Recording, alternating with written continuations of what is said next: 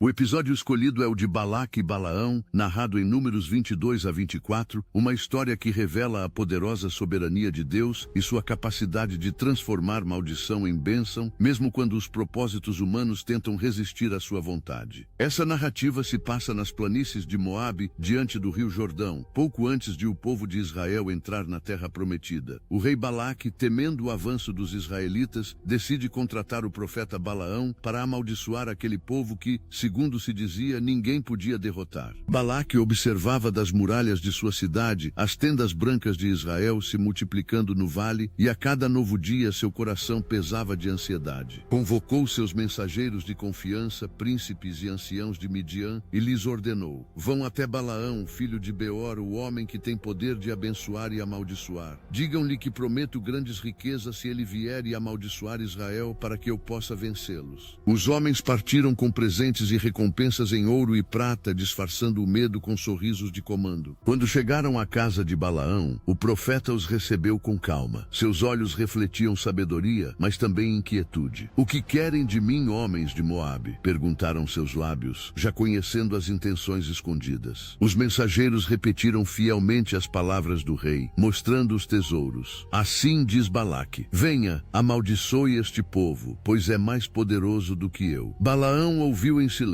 olhou as riquezas diante dele e respondeu: ficai aqui esta noite, e direi o que o Senhor me falar. Aquela noite foi longa. Balaão ajoelhou-se e orou pedindo direção. Deus lhe respondeu com voz firme: não irás com eles, nem amaldiçoarás esse povo, porque é bendito. Pela manhã Balaão foi até os emissários e disse: voltem para o vosso Senhor. O Senhor recusou permitir que eu vá com vocês. Os homens regressaram a Moabe decepcionados, mas o coração de Balaque não sossegou. Mandou outros mensageiros, mais nobres e mais ricos, e ampliou a oferta. Eu te honrarei grandemente, basta que venhas e amaldiçoes esse povo. Balaão, novamente, respondeu com cautela: mesmo que Balaque me desse sua casa cheia de prata e ouro, eu não poderia fazer nada além do que o Senhor me ordenar. Contudo, pediu que os homens passassem mais uma noite ali, e naquela madrugada Deus, vendo sua insistência, lhe disse: vai com eles, mas apenas o que eu te falar, isso farás. Balaão levantou-se ao amanhecer, preparou sua jumenta e partiu. Mas o coração de Deus se irou, pois ele via em Balaão um desejo oculto de agradar a homens e não a ele. No caminho, enquanto Balaão seguia, o invisível se tornou presente. O anjo do Senhor se colocou diante dele com uma espada desembainhada, mas Balaão não o enxergava. A jumenta, porém, o viu e desviou-se para o campo. Balaão, irritado, bateu nela. Mais à frente, o anjo reapareceu entre duas paredes de vinha, e a jumenta se apertou contra o muro, esmagando o pé de Balaão, que bateu nela de novo. Pela terceira vez, o anjo se colocou diante dela, num espaço tão estreito que não havia por onde passar. Então a jumenta deitou-se, e Balaão, furioso, a espancou mais uma vez. Nesse momento, o Senhor abriu a boca do animal, e a jumenta falou: que te fiz eu para que me batas estas 3 vezes? Balaão respondeu,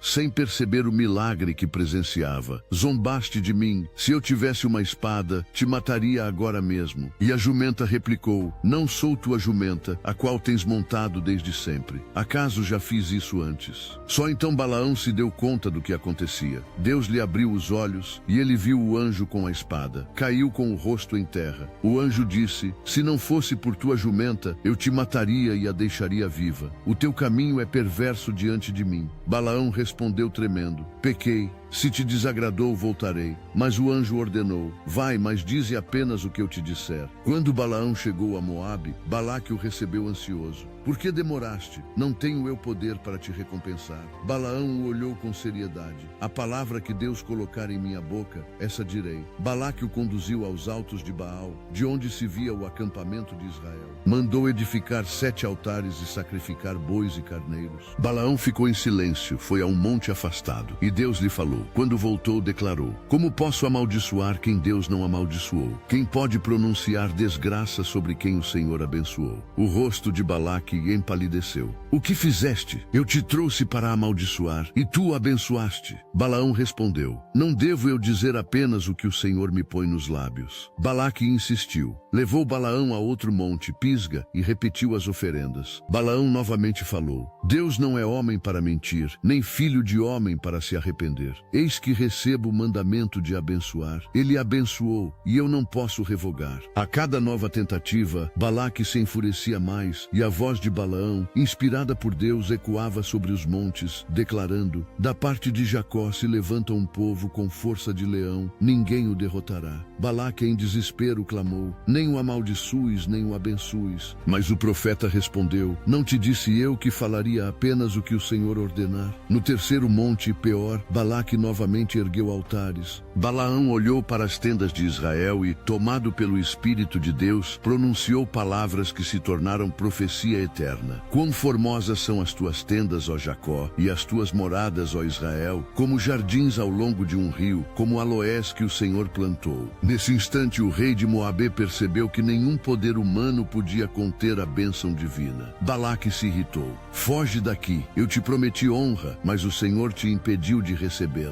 Balaão, sereno, replicou: disse desde o princípio que nada poderia fazer além do que o Senhor determinar. Depois das maldições transformadas em bênçãos, Balaão profetizou ainda sobre o futuro. Uma estrela procederá de Jacó, um cetro se levantará de Israel. Era uma visão distante, mas cheia de promessa, prenúncio do Redentor. A história encerra-se com Balaão partindo e Balaque retornando à sua cidade, frustrado por não ter podido resistir ao propósito de Deus. A lição ecoava por toda a planície. Nenhum tesouro, nenhuma autoridade, nenhuma voz humana pode desfazer o que o Senhor decidiu abençoar. Essa história é um lembrete poderoso de que o coração humano, tentado pelo poder e pela aparência de riqueza, precisa manter-se submisso à vontade divina. Balaão conhecia Deus, mas lutava com a ambição. No entanto, mesmo sua fraqueza não impediu o agir soberano do Senhor. A jumenta, símbolo de humildade, enxergou o anjo antes do profeta. Deus pode usar o que for para abrir nossos olhos e redirecionar nossos passos. Quantas vezes hoje nos encontramos como Balaão, tentando misturar a obediência com nossos próprios interesses, mesmo dizendo que faremos a vontade de Deus? Quantas vezes Deus nos impede, coloca um anjo no caminho, fecha uma porta, nos angustia de propósito para evitar um erro? O coração sábio é aquele que aprende a reconhecer o aviso antes do abismo e escuta a voz divina acima das vozes da ambição e do medo. Se Balaque nos representa o poder que tenta comprar os dons de Deus, Balaão revela nossa fraqueza em negociar princípios por recompensas visíveis. Mas a mensagem final é de esperança. Mesmo em meio à confusão dos interesses humanos, a bênção de Deus permanece intacta sobre aqueles a quem Ele chamou. Nenhum inimigo pode mudar o que Deus determinou. Nenhuma maldição resiste à palavra da verdade. Hoje, quando tantos temem ser derrotados por circunstâncias ou palavras lançadas contra eles, a história de Balaque e Balaão recorda que Deus é fiador das promessas que pronuncia. Ele pode transformar em bênção o que foi planejado como destruição. Se mantivermos o coração sincero e a oração viva, veremos o mesmo poder agindo e compreenderemos que nenhuma força contrária supera a fidelidade do Senhor. Se você gostou, curta e compartilhe para que mais pessoas sejam lembradas de que Deus transforma a maldição em bênção e conduz seus filhos sob sua proteção eterna.